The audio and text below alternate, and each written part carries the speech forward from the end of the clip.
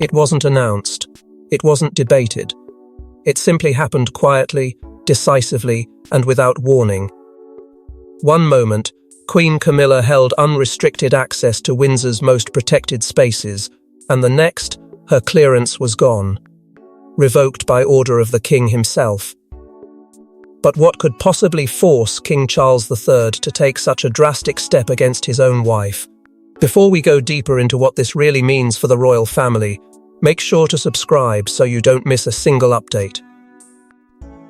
The shift did not arrive with ceremony or explanation. It came through silence, heavy, deliberate, and impossible to ignore. Within hours, security systems inside Windsor had been recalibrated, access privileges rewritten, and long-standing protocols quietly erased as if they had never existed at all. Those familiar with palace operations would later suggest that such changes don't happen overnight without significant cause. Reports began to circulate in hushed tones, whispers threading through corridors that had seen centuries of royal history unfold, suggesting that something deeply unsettling had taken place behind the scenes. And yet, officially, nothing had changed. There were no announcements, no denials, no carefully worded statements issued to steady the growing unease. Just a quiet confirmation among insiders that access once granted without question had been decisively revoked. For aides and staff, the moment landed like a shockwave. Many had operated under the assumption that hierarchy within the royal household was fixed, unshakable. But this move disrupted that belief entirely. It signaled something far more serious than a routine adjustment. It hinted at a fracture. Those closest to the situation reportedly described an atmosphere that had turned tense, almost brittle, as though every conversation carried weight and every silence concealed meaning.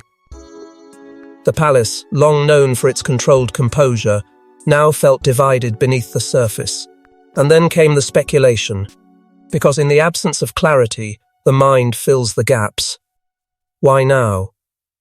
Why such a decisive act, executed without warning? Theories emerged quickly, but one thread began to dominate all others. It pointed not toward politics or tradition, but toward protection. Toward a growing concern that centered on Catherine, Princess of Wales. Insiders began to hint carefully, cautiously, that the decision may not have been about power at all, but about security. That somewhere in the days leading up to this moment, something had occurred that forced the king's hand in a way that could not be delayed, softened, or ignored. And that possibility changed everything, because if this was about protection, then the implications ran deeper than anyone initially realized. It suggested that the threat, whatever form it took, was serious enough to override even the most personal of relationships, serious enough to redraw boundaries that had once seemed untouchable. And as those whispers grew louder, one unsettling truth began to take shape beneath it all. But the decision wasn't made in isolation. It was triggered by a chain of events that began days earlier, behind closed doors. Those who saw her that morning couldn't ignore it. The composure was there, but something underneath had shifted. Catherine, Princess of Wales, wasn't just concerned. She was alarmed. And whatever she revealed in that private meeting would soon ripple through the entire monarchy. It began behind closed doors, in a room where conversations are rarely urgent and almost never emotional. Yet this time, reports suggest the tone was different, quieter, heavier, edged with something that could not be dismissed as routine. Catherine sat with Prince William and a small circle of senior aides, individuals trusted not just with logistics, but with the very structure of royal security itself. What was discussed inside that room has never been formally disclosed, but insiders whisper that it centered on a growing concern, one that had been building quietly, almost invisibly, until it reached a point where silence was no longer an option. There are moments within the monarchy when unease lingers beneath the surface, contained and controlled. This was not one of them, because what Catherine raised reportedly went beyond speculation. It hinted at something tangible, something that suggested internal boundaries may have been tested, perhaps even crossed. And in a system built entirely on protocol and trust, even the suggestion of that is enough to trigger alarm. Those familiar with palace operations began to note subtle but unmistakable changes in the hours that followed. Protection measures around Catherine were quietly intensified. Movements became more controlled. Access, once fluid within certain circles, suddenly felt restricted, monitored, scrutinized in a way that hadn't been necessary before. And then there was William. Observers noted it almost immediately. His presence beside Catherine became more constant, more deliberate. There was a protective instinct at play, one that didn't need explanation but spoke volumes nonetheless. He wasn't reacting to rumors, he was responding to something he had already been told, something serious enough to shift his focus entirely. And while no official statement confirmed it, the message was clear to those paying attention. Whatever had been discussed in that meeting had changed the dynamic, not just privately, but across the entire royal structure. Insiders would later suggest that Catherine didn't simply raise concerns, she requested immediate intervention. That word, immediate, carried weight. It implied urgency, a need for action that could not be delayed or softened through traditional channels. And as that detail began to circulate quietly, speculation sharpened. Because intervention from whom? And against what? The answer, though never spoken outright, began to take shape through fragmented reports and careful hints. It pointed toward access, toward presence, toward a situation involving Queen Camilla that had escalated beyond comfort and into concern. That is where the tension truly began to surface. Not publicly, not yet, but within the private frameworks that hold the monarchy together. Because when one senior royal raises a concern about another, the implications are profound. It creates a fracture, subtle at first, but impossible to ignore once it begins to widen. And as aides moved carefully between responsibilities, as conversations became shorter and more guarded, one truth became increasingly difficult to dismiss: this was no misunderstanding. It was the early stage of something far more serious, something that had already set events into motion long before the world outside had any idea.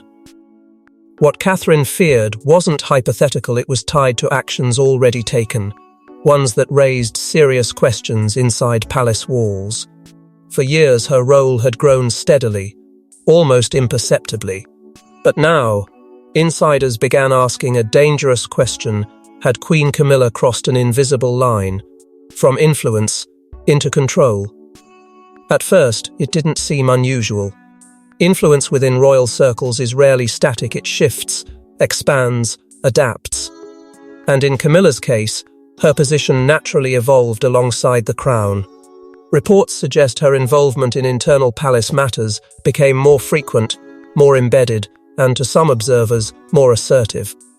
What had once been a supportive presence began to feel like an active role in decisions that traditionally followed a far more rigid hierarchy. It wasn't overt, it wasn't announced. But those within the system started to notice subtle changes, small adjustments in how decisions were approached, who was consulted, and who ultimately held sway. Then came the question of access. Windsor is not simply a residence. It operates within layers of protocol, each space defined by purpose, tradition, and strict control. Yet whispers began circulating that Camilla's access extended beyond what was historically typical, reaching into areas that were considered sensitive, even restricted. Palace administrative streams, ranging from quiet staff observations to carefully worded internal notes, hinted that movement within these spaces was becoming less predictable. Not chaotic, but different. And in an institution built on predictability, different is often where concern begins. More unsettling, however, were the murmurs about her inner circle. Various interpretations of internal dynamics suggest that individuals close to Camilla may have held influence in administrative decisions, not through official channels, but through proximity and trust. It is a delicate balance, one that the monarchy has always guarded carefully. Because proximity can easily blur into authority if left unchecked, and for aides tasked with maintaining structure, those blurred lines created unease. Questions surfaced quietly, Who was making decisions? Who was advising them? And more importantly, where did the boundaries actually lie? That unease did not remain isolated. It spread, subtly at first, then with growing weight. Staff interactions became more cautious. Conversations carried an undercurrent of uncertainty. The divide between different royal households, particularly between Camilla's circle and that of Catherine, Princess of Wales and Prince William, began to feel more pronounced, even if it was never openly acknowledged. Those familiar with palace culture understand that tension rarely explodes outward. Instead, it builds quietly, beneath formal smiles and controlled appearances, until it reaches a point where it can no longer be contained. And perhaps most telling were the suggestions never confirmed, but persistently repeated that certain access privileges were being tested, not violated outright, but stretched, pushed to their limits. It is in these moments that systems reveal their vulnerabilities, and those observing from within started to sense that something was shifting in a way that could not simply be ignored or quietly corrected. Because influence, no matter how significant, does not provoke decisive action on its own. It must be tied to something more concrete, something undeniable. And as these patterns became harder to dismiss, one realization began to take hold within the palace walls. But influence alone wasn't enough to trigger such a dramatic response. Something specific had happened, and it couldn't be ignored. It was brief, almost routine, but in royal terms, it crossed a line that could never be uncrossed. A single moment, quiet, undocumented, and yet deeply consequential, forced the monarchy into action. What exactly happened in that moment remains carefully obscured, wrapped in layers of silence and controlled narratives. Yet reports suggest it involved access that was not expected, not authorized in the way it should have been, and most importantly, not aligned with the rigid boundaries that govern royal space. The location, according to those familiar with the situation, was tied closely to the private world of Catherine, Princess of Wales, not a public-facing chamber, not a ceremonial hall, but an area associated with family, security, and trust. And that distinction is everything. Because within the monarchy there is a clear and unspoken rule: some spaces are not simply restricted, they are sacred. Insiders whisper that the incident itself unfolded quickly, almost quietly enough to be dismissed under normal circumstances. But something about it lingered. Something about it raised immediate concern among those responsible for safeguarding both the institution and the individuals within it. Security teams reportedly reacted without hesitation, flagging the moment internally and initiating a review that, by all accounts, began within hours. It wasn't chaos. It was controlled urgency, the kind that signals a situation far more serious than it appears on the surface. And then came the silence. Palace staff, often accustomed to managing sensitive situations, were allegedly instructed to say nothing, to document nothing beyond what was strictly required. That level of containment is rare. It suggests not just discretion, but the need to prevent escalation before the full implications were understood. Yet even in silence, tension has a way of spreading. Conversations became shorter, glances more cautious, and the usual rhythm of palace life subtly disrupted. Those present didn't need an official explanation to understand that something had gone wrong. For Catherine, the impact was immediate and deeply personal. Reports describe her as deeply unsettled, a phrase that, within royal language, carries significant weight. It implies more than discomfort, it suggests a breach of confidence, a moment where the expected order of things no longer felt secure. And for someone known for composure, for maintaining stability even under scrutiny, that shift did not go unnoticed. It was, in many ways, the clearest signal that the situation could not be contained quietly. Prince William, by all accounts, did not hesitate. The matter was escalated directly to King Charles III, bypassing the slower channels that typically filter internal concerns. That decision alone reveals the gravity of what had occurred.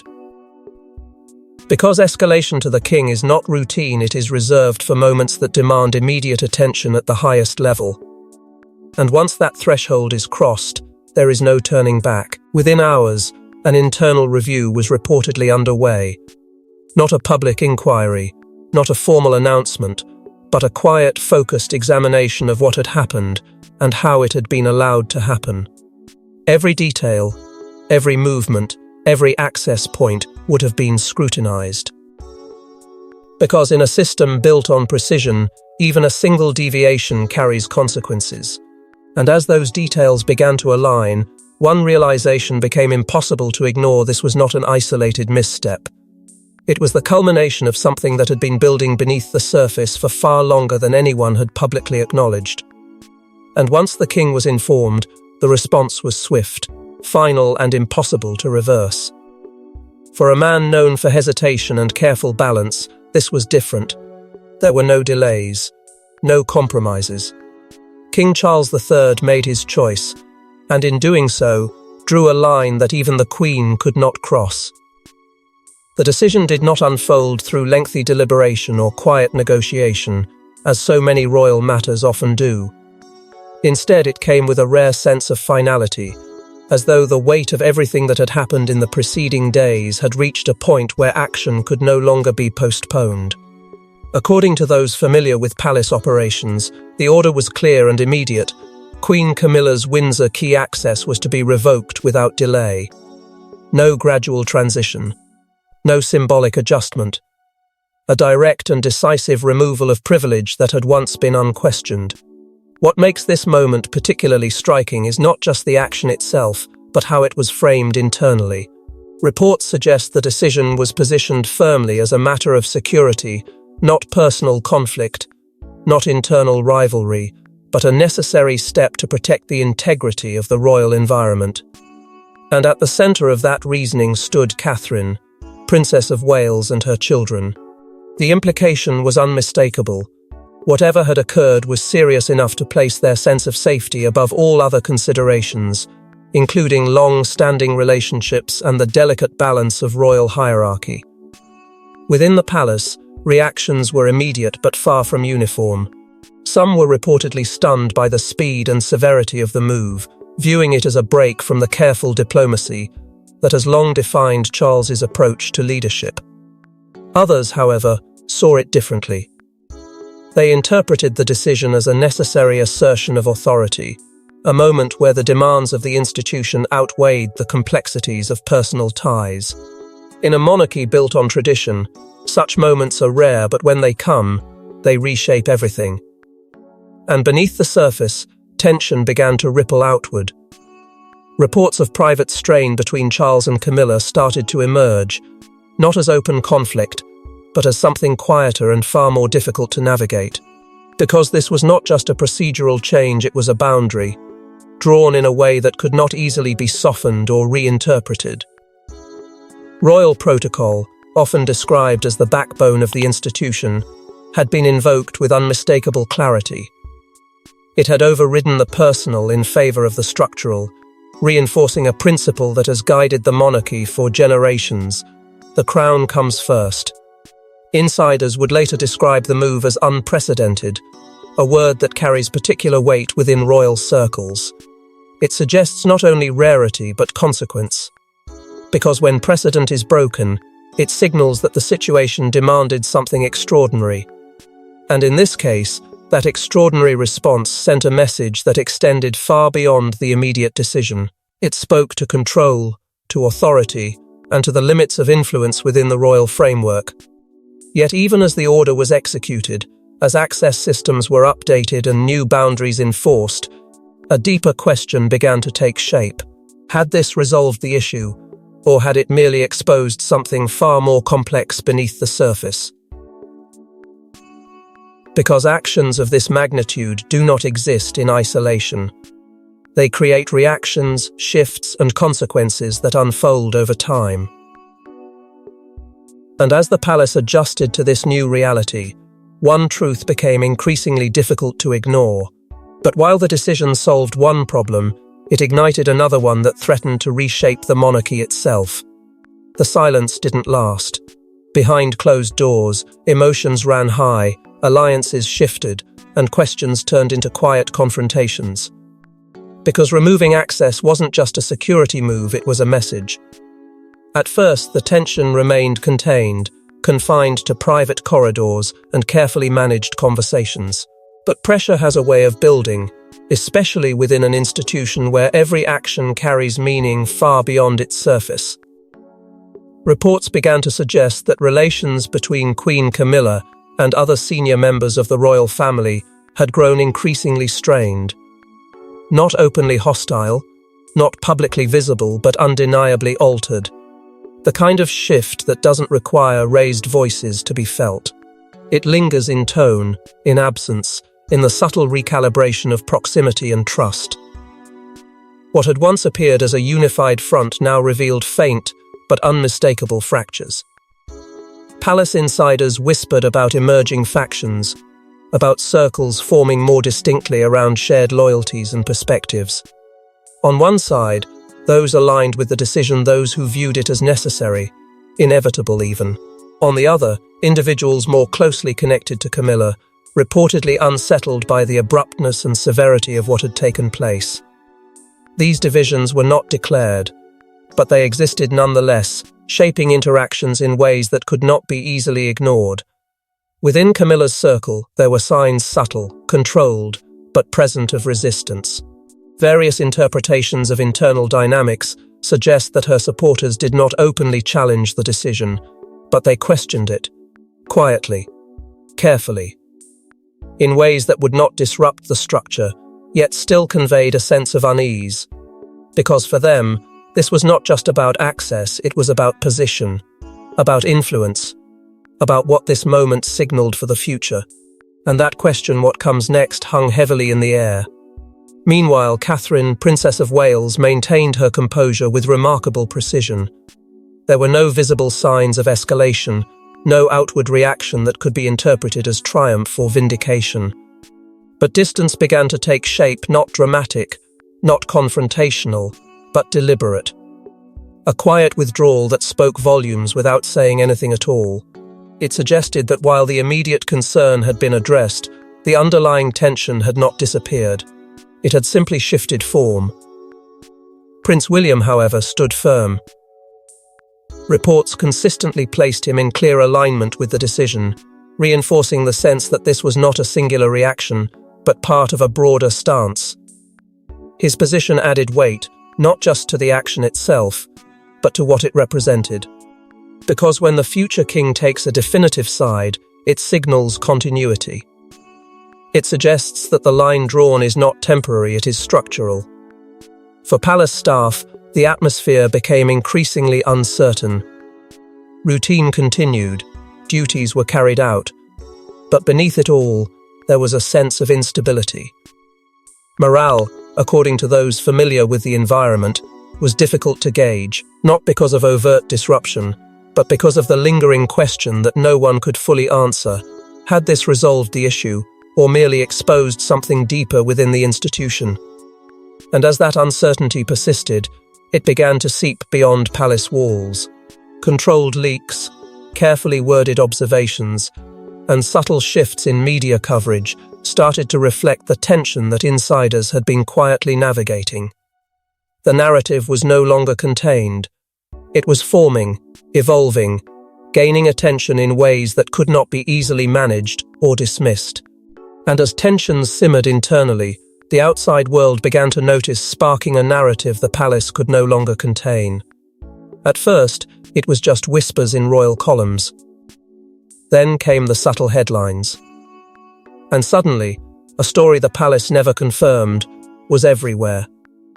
It began with careful language phrases like security-related adjustments appearing in respected outlets, framed as routine, almost procedural. But those familiar with royal reporting understood immediately that such wording rarely appears without purpose. Reports suggest that journalists, particularly those with long-standing palace connections, began to sense a deeper undercurrent beneath the surface.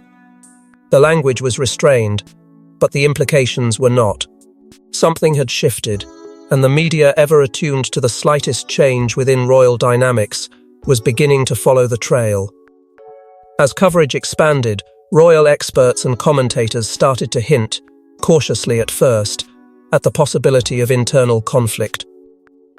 Not overt confrontation, but a fracture rooted in authority, access, and control. It is now whispered in the highest echelons of royal analysis that this was not simply a matter of protocol adjustment, but a reflection of deeper tensions that had been building quietly for some time.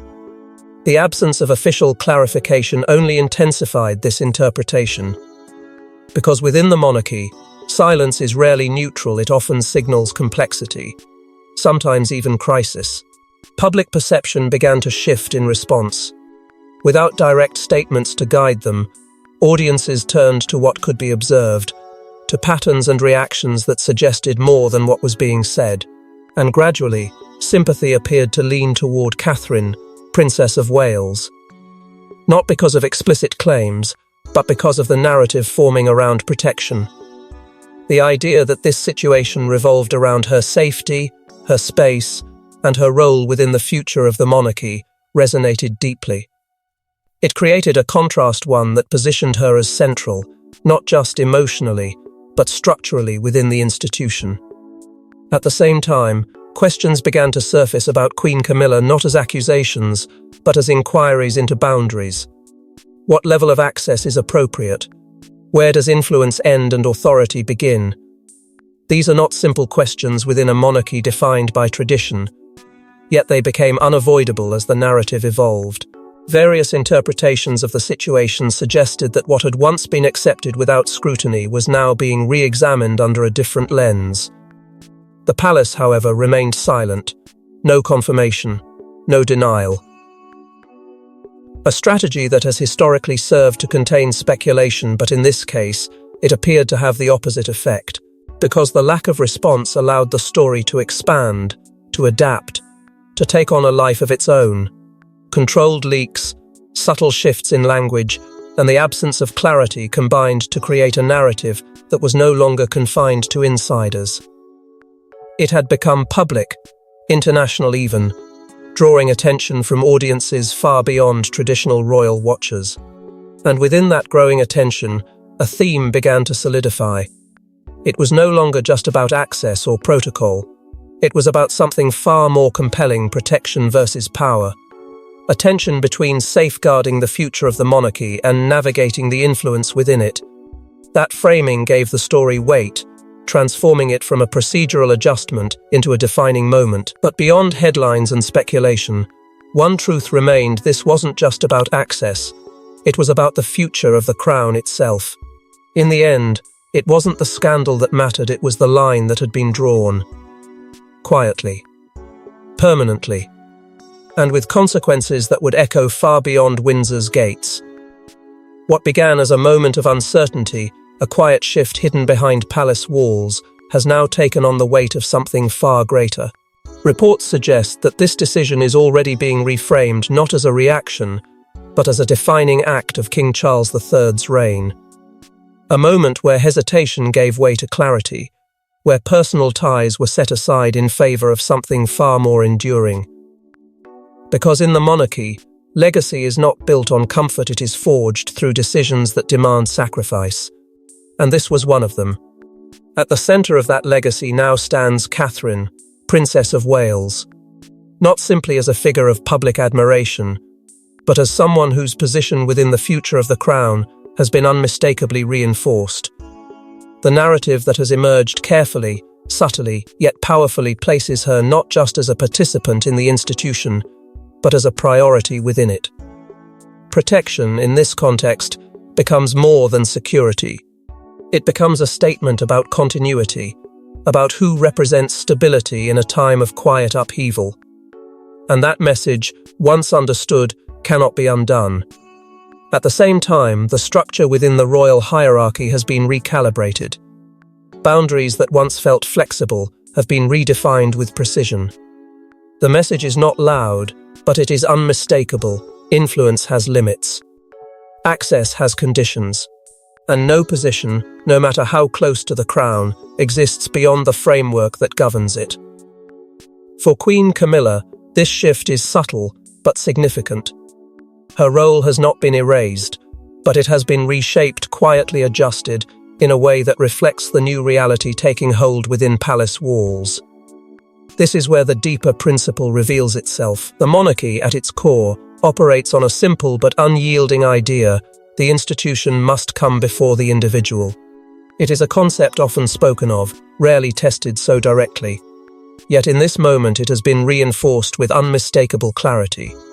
Because when faced with a choice between personal loyalty and institutional stability, the decision that defines a reign is the one that protects the crown itself. And that is precisely what has unfolded here. Still, stability does not come without cost. Beneath the restored order lies a tension that cannot be entirely erased. Relationships have shifted, trust has been recalibrated. And while the structure of the monarchy may appear intact, the emotional landscape within it has changed in ways that will continue to unfold over time. These are not fractures that disappear, they are lines that remain, quietly shaping what comes next. And perhaps that is the most powerful truth of all. Because this was never just about access, or protocol, or even conflict. It was about control, about boundaries, about the future direction of an institution that has survived by adapting when it must. One decision, made in silence, has redrawn the balance in a way that will influence everything that follows, because in a monarchy built on tradition, one silent decision can change everything, and this one already has. Thanks for watching. Please don't forget to like and subscribe, and we will see you in next one.